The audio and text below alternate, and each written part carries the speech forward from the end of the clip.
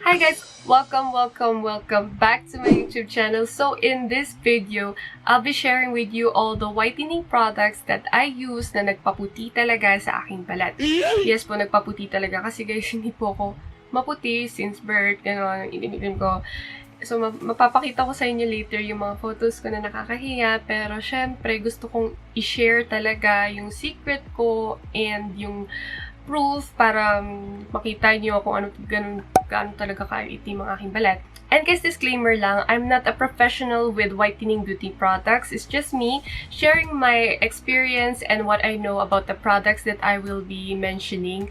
And guys, don't get me wrong, I have a lot of friends, relatives, other people that I know who have morena skin and they are all beautiful. We are all beautiful in our own way. Maputi ka man, maitim, mataba, payat, sexy, whatever. It all depends on your attitude naman. Ganun yon, okay? Kaya kung pangit na attitude mo, girl, pangit ka, ganun. Anyway, respeto na lang sa ating mga desisyon. Kasi guys, tayo lang naman ang nakakaalam kung ano ang mga, paraan, paraan para ma-emphasize or ma-enhance ang ating kagandahan. So, without further ado, let's start with the video.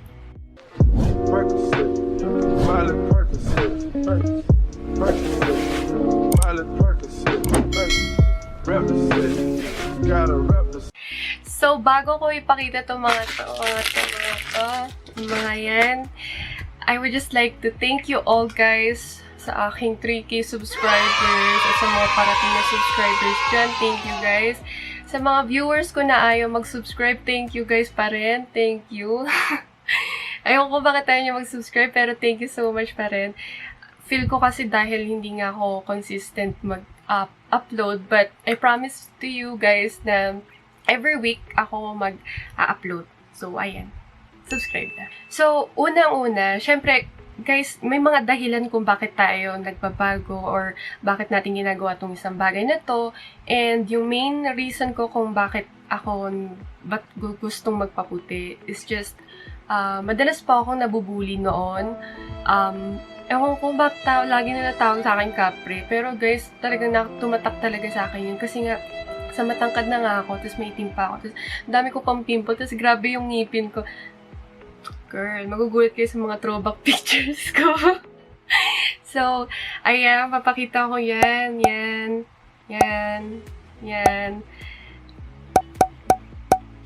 ang papangit ko dyan. Ganyan. Pero tingnan, diba? Okay lang, diba? That's fast kasi, guys. So, yung unang-unang whitening product na nasubukan ko is yung SkinWhite. Ayan. Yung SkinWhite Advanced Gluta, yung color pink.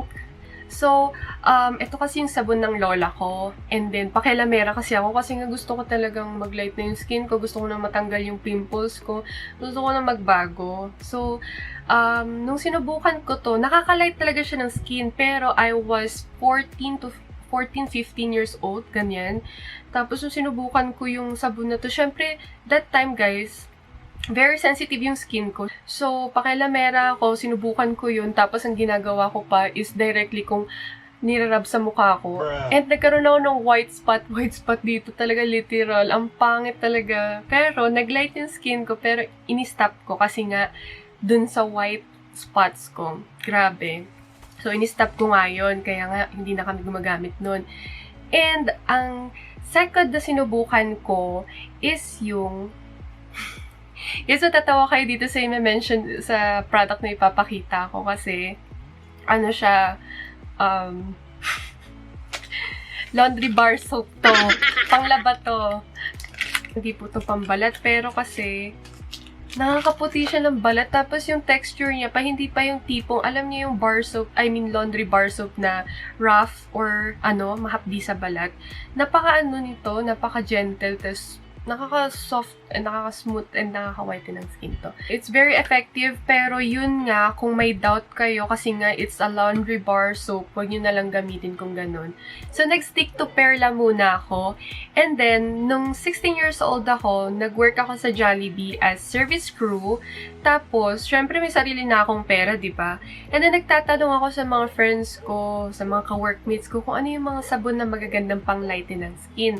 And yung isa kong friend, ang sinuggest niya is yung Royale Beauty L-Gluta Power. Wala akong box or what, kasi 2 beses ko lang to ginamit, guys, kasi sobrang mahal, 100 plus pa lang. Tapos, ang bilis niyang matunaw.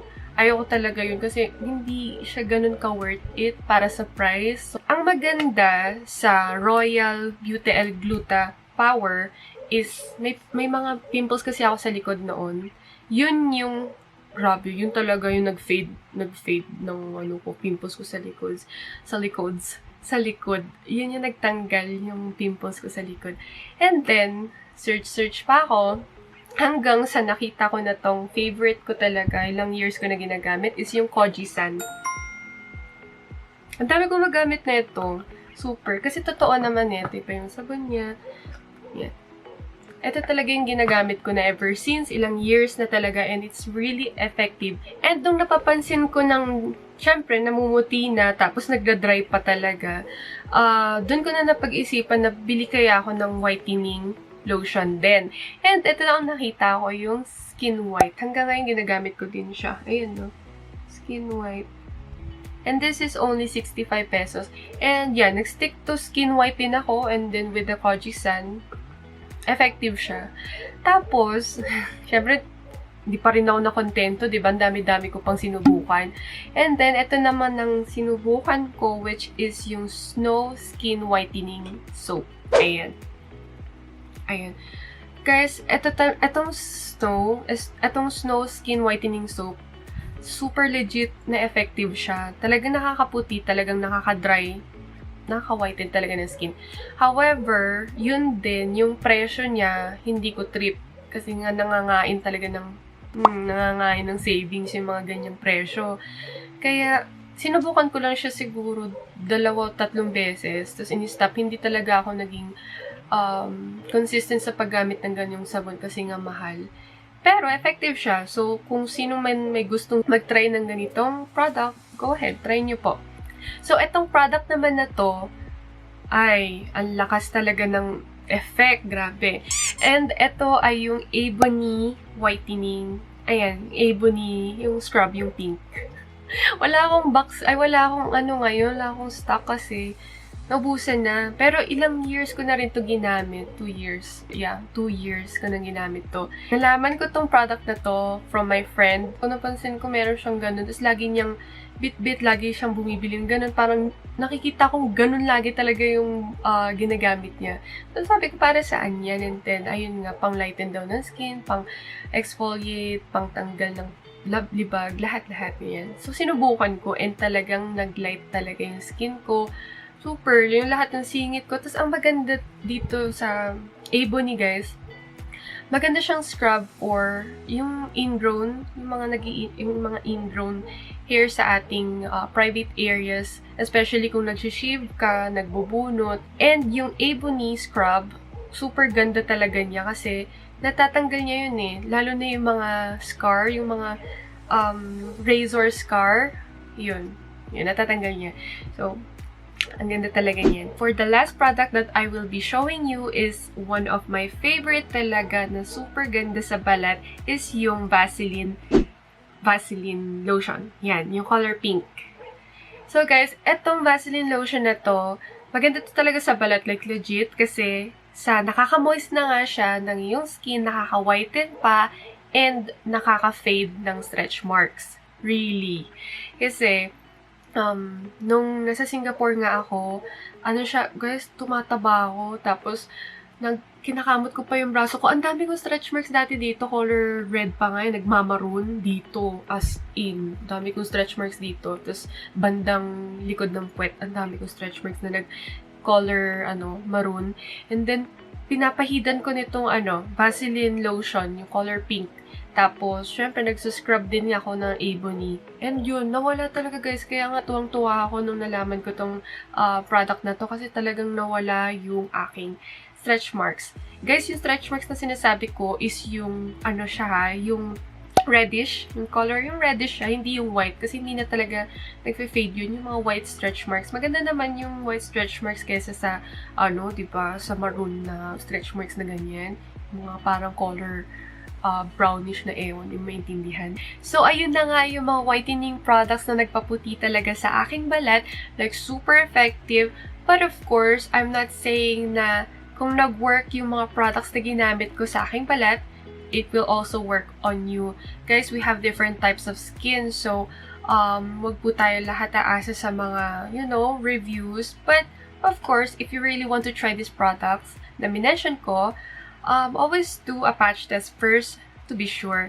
And again, thank you again so much for watching. I hope this video helps for those who wants to whiten their skin.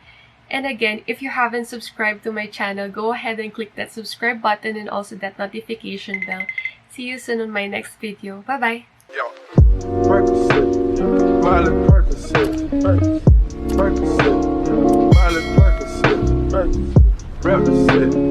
Gotta represent, chase a chick, never chase a bitch, chase no bitch, mask on.